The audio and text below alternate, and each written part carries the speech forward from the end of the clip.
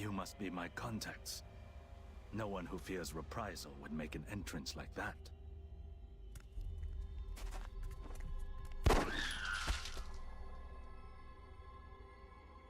Not so different from killing a man. It won't take long for them to realize I'm missing. Especially since I've got this thing with me. If you take me with you, it's all yours.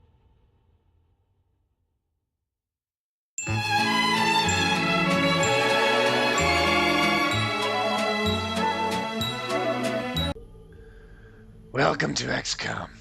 All right, here we go. You just asked a question of me. I did just ask a question. Do you record every single one of these missions and then sort through for the best ones that you think will make a good episode, or? No, I record every single one and then show every single one. Oh, wow. Yeah. So this potentially could go on for months and months and months. Yeah, it definitely will. Especially since Enemy Within adds a whole bunch of new content that just takes longer. I guess that's true. That's good, though, I suppose. Good for us. I looked back, so this is a mission from a DLC pack called Slingshot, and we have to escort some guy. I'm sorry, I gotta give some exposition here. That's fine. We gotta escort some guy named Zhang to the end of a cemetery, because we're getting him out of China. So apparently we land at one end of a cemetery and then walk him to the other end. Well, that's, that's XCOM protocol, I think. That's just how they do things. It is. They have a fantastic setup. Oh yeah, and we got what have we got in this message? Seabass, FFD maybe? I don't know. Fuck it, who cares? So when I post it. We've got some Thin Men showing up here, that's exciting. Oh wow. That's a hell of a spot. Yeah. Yeah, that's a good spot actually. Yeah, I don't remember. I have played this one a couple times, but I don't remember them right at the start dropping down right in the midst of you. I thought that they all started a little further in. It depends on a couple of things. It depends on the difficulty level and also just how you're moving your guys around. Ah. That was a nice lucky shot with Bruce. It was only 69%, I think. It seems like he has been remarkably lucky in this playthrough since far. You brought him on. Yeah. And see, this is why it's such a good spot for him to land in. Yeah, just a nice pow. And so, when you kill a Thin Man with a melee attack like that, the poison cloud, it looks like, that doesn't get affected by the knockback, right? No, I don't know. It might a little bit. It doesn't seem like the cloud forms where his corpse, because his corpse is way over there. Yeah. So I'm wondering how the damage works. I mean, presumably it looks like it just said that Seabass was not infected there. Obviously because he's a mech, so he can't, but... Yeah, luckily the mechs are immune to poison. But I do know, I've occasionally had assaults shoot at a Thin Man from like one tile away, and the smoke has gotten knocked, or the poison or whatever has gotten knocked back just far enough so they don't get affected. It doesn't always happen like that though. So That's interesting. I just was wondering, because it seems like that could be dangerous if Seabass punched him closer to someone else, and then... Yeah, it would. You know what I mean? Yep. So, what was... Oh, yeah. Well, I was looking back at the old LP, and this mission, I think it was like the second or third episode in that LP. Oh, wow. And this one, I think, is the 8th. Yeah. So, the Enemy Within really... It makes the game longer, and it also changes the timing of things. So you come into this mission much later. Yeah. I mean, I guess if they have more content that they need to shove in there. Yeah. Right? Because they introduced the Exalt guys earlier, and, there's sort of more story elements that come into play earlier. Yeah, exactly. Actually, we haven't even met the Exalt. I'm excited for meeting the Exalt guys. I think that's a fun component of the game. Yeah. They're not quite as cool as... Did you ever play any of the old XCOM games? I'm a little, but they were way too hard for me. This one is... I only ever play on the easiest modes of anything. I'm not a very dedicated video game player. That's... I'm going to end this call right now. No, so one of the failures... So, okay, so this guy named Julian Gloss that made the original XCOM. He did not make the sequel that was underwater, Terror from the Deep. That was basically Microprose wanted that. I'm not even paying attention to it. Oh, Chuck I'm sorry, I'm babbling a lot because I've had one glass of wine and apparently I'm drunk. Oh, that's fine. C-Ban is on the team now, Chuck Babineau. Okay, but so back to XCOM history. So Julian Glossop made the original XCOM game, right? And I think Microprose licensed it. And then after it came out, it was moderate. It was a pretty decent success. So they said we want a sequel in 6 months, I think. And Glossop was like, no. So he just didn't do it. And then they took the property and they gave it to another team who needed a 6-month extension on that 6 months. So in a year, they came out with Terror from the Deep, which was basically just a big palette swap. It was harder. It had a bunch of like new enemies, but basically the same game. And it sucked. Julian came back years later and tried to make XCOM Apocalypse, which came out. I remember the original came out when I was in 4th grade. Apocalypse came out, I think, when I was in like 8th grade. So maybe it was like 4 years later. And that game was weird because it took place on Earth, but the entire macro game was one city. It was like the one city remaining on Earth that hadn't been destroyed by war or ecological disaster. And the whole premise was that there was XCOM, but XCOM was one of many powerful organizations, like political organizations, religious ones. Oh, interesting. You had to not only fight off an alien invasion, but manage sort of your relationship with all these other, like a police force and shit like that. So there's another layer to the macro game. Yeah, and it was too ambitious. Like, it was way too complicated, and it ended up failing because it couldn't meet its own demands. But it feels like there are elements of that stuff, and I mean, sort of that managing other countries and how they're gonna react to you, and sort of, I don't know, there's that judgment you make whenever an abduction mission comes up about, you know, reducing panic versus the rewards, that kind of thing. No, yeah, I mean, so the old XCOM, the way everybody says this, or the way I've heard it, not everybody says this, is that the old XCOM is a better simulation and the new XCOM is a better game. And I kind of think that's true, because this XCOM forces you to make what they call in Firaxis, they say games are just made of interesting decisions, and it forces you to make decisions that necessarily have consequences. Yeah. Whereas the old XCOM, it was just a simulation, so shit could go wrong, but you could also cheese it pretty fucking hard if you knew exactly what you were doing. Oh, and DDT just got shot because I had her run out. Speaking of interesting decisions, right? She got to flank that Thin Man, but that one was on Overwatch. Yeah, these Thin Men seem to really like just jumping right down and hanging out with Seabass. They do.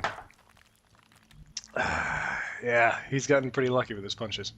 Yeah, and this is one of those ones that is a little frustrating, as I recall, because there's not, you know, it's not like you can go through the map, kill all the Thin Men, and then you just have a straight shot, because they'll just keep coming every turn, right? Yeah, not necessarily every turn, but it depends on whenever you whenever you move up Zang, then they just keep going. There's not a limit. You could sit here all day killing Thin Men, and they would never just stop. Yeah, in fact, if you go slower, you get punished by having more guys appear, like in the interstitial spaces, if you only move so far in a certain turn with Zhang. So the drops sort of scale up. Yeah. Heads up, Commander. Oh, here we go. Here's a new sighting. It's something different from the others. It's a green thing. Wow, so this is the first. This is a Muton shows up in this mission. Yeah. Only on classic and impossible mode. Yeah. On normal and easy, it's a chrysalid. It's the first chrysalid probably you'll see. Yeah. But anyway, the reason I started talking about the original XCOM and all that shit is because XCOM Apocalypse had one of the political factions you had to deal with was called the Cult of Sirius, I think. And they were a religious organization that worshipped the invading aliens. Huh. And so they were basically like the Exalt analog. Like Exalt isn't quite that, but they're as close as you can get. So I really supported their decision to put that in this game, in the expansion. Yeah, definitely, it's cool. Who is this? Is this? Oh, yeah, Garfield's on this mission too. Both CBN and Garfield are on the mission. And they're pretty low rank. Yeah. Actually, Seabass is really low rank too, but it doesn't matter because he's a mech. It's true. So does the health for the mechs scale up as well as you go through as they rank up? No, I don't think so. I don't think it does. No. So they're just what are they just capped at like 15 or whatever? Yeah, I'd have to check, but it seems like it would be kind of useless late game. Well, no, because you can upgrade their armor. I see. Okay. The mech suit itself is level 1, and you can get up to a level 3 mech suit that has a bunch of different abilities on it. Because then you figure, I mean, I don't know, if late game you've got assaults that have like 20 health or something, I feel like, I don't know. Yeah. Oh yeah, the assaults get nuts. Because they also get a perk that increases the amount of health they have based on how heavy their armor is. Yeah. So they get really, really tough. And then they also get immunity to critical hits, and it's just nuts. 1 fucking health. Oh yeah! Fucking Seabass panicked. He's a giant robot. They can't program that out of them? You would think that would be something that they could overcome, but... Seriously. I didn't see the new Robo-Cop, but I gotta assume that's part of it. Override your fear. I mean, I don't know. It seems like one of the benefits, right, of being a robot is that, I don't know. Yeah, that and the improved family life. Right. Definitely. Way to miss, Beeps. Oh yeah, the other thing about that was that Zhang panicked, which could have been disastrous. But... Yeah, definitely. Luckily it wasn't. One bad thing during all of this, I'm not capturing any aliens. I haven't even gotten an arc thrower yet at this point. So, hold on, I just shrunk my video. Trying to figure out how to get it to be, like, decent. There we go.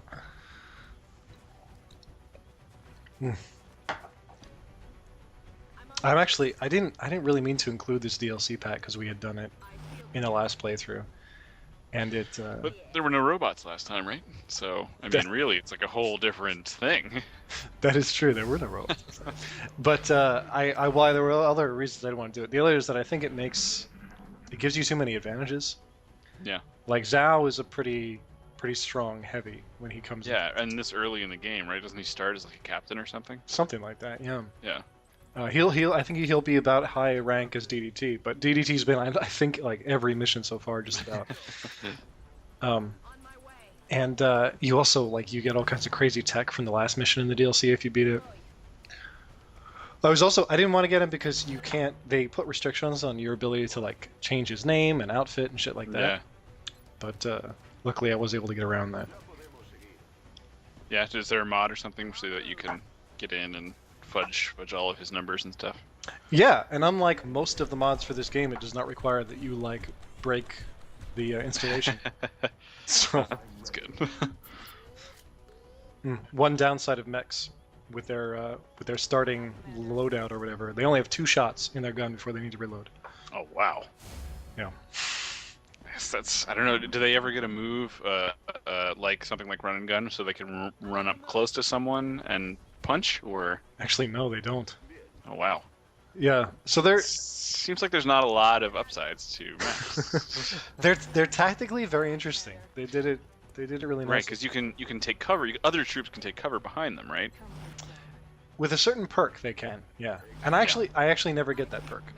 Oh yeah. Is the other one that's available a lot better? Yeah. You will see that, assuming that Seabass lives long enough to get that perk. Well, you could just cannibalize someone else, right? Yeah, that's true. Yeah. That is eventually the plan. Yeah.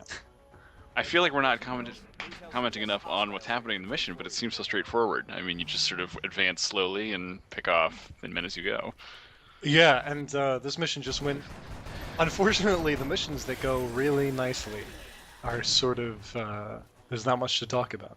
Right. Well, but that's good. See, then we get to fill with all this great exposition, and we get to learn about the history of the games and all of these other wonderful things. Yeah, exactly. I kind of just hope that there's somebody out there watching who is trying to play the game themselves and is like picking up pointers or something. Like I'm gonna play.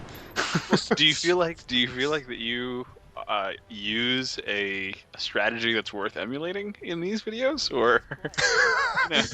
That's not. I know I'm laughing. That's not meant to be a loaded question. I want you to answer honestly. You know what? Okay, so to be perfectly honest, it's a mix. So where I'm at right now. I think I'm on mission 12 right now, in terms of how far I've recorded. Yep. And I'm a little frustrated because I actually feel like people have not died enough. And so it's a mix because I don't want to lose the big game. I don't want to lose it in the big scope, and sometimes Right. just keeping all your guards alive is necessary to get through the mission. And so I think if you want to know how to get through an impossible mission without saving and reloading, maybe you can pick Sure. up pointers. I don't know if you're a beginner. But at the same time, not every decision I make is going to be obviously smart, Right. because I do want to put people in danger.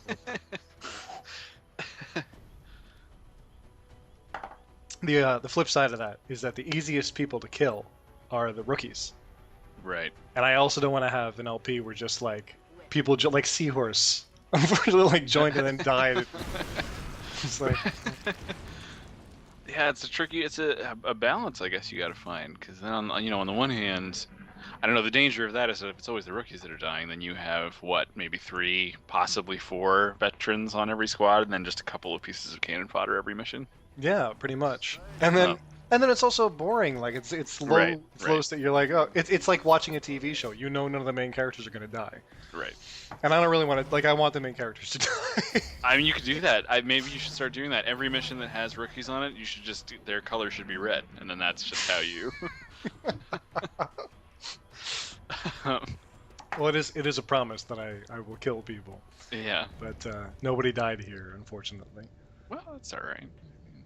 That's it. That's the end of the mission. I was He's dressed. He's very sharp. This guy. Oh yeah, he's real fancy. Yeah, he doesn't look like he's dressed for running away from aliens, but you know, He won't stay fancy. no, he gets the same old outfit as everybody else. I think I try to make him uglier.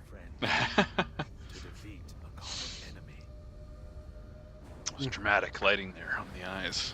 Oh yeah, reminds me of Godzilla. Device and our Yeah. contact are secure. That. Excellent all around, top to bottom.